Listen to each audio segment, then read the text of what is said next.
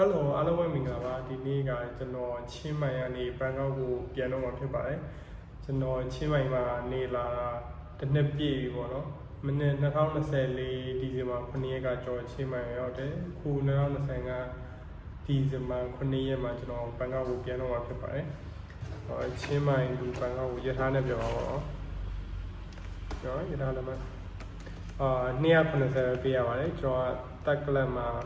ဘာမှမပါဘူးเนาะအိကွန်လည်းမပါဘူးအိစင်လည်းမပါဘူး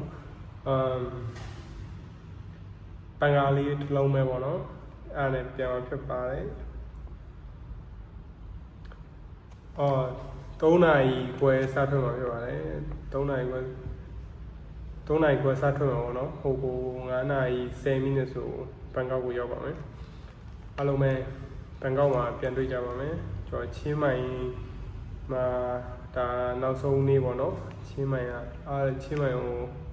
နှုတ်ဆက်ခဲ့ပါတယ်ဒါကျော်လောက်တဲ့ဆိုင်လေးပေါ့နော်ဒီဆိုင်လေးကိုလည်းနှုတ်ဆက်ခဲ့ပါတယ်ဒီကအကိုတွေအားလုံးရောချင်းမိုင်ညီကိုတွေအားလုံးရောနှုတ်ဆက်ခဲ့ပါတယ်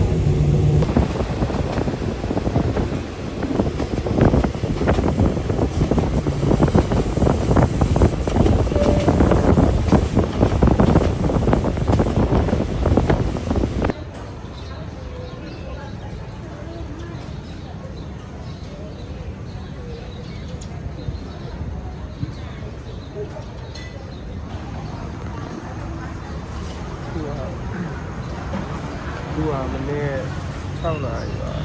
တော့အာမဒီကိုကွင်းလေးလို့ထိုင်ဆောင်နေရဖြစ်ပါတယ်။တပီနဲ့စီးသွားလို့ရှိရင်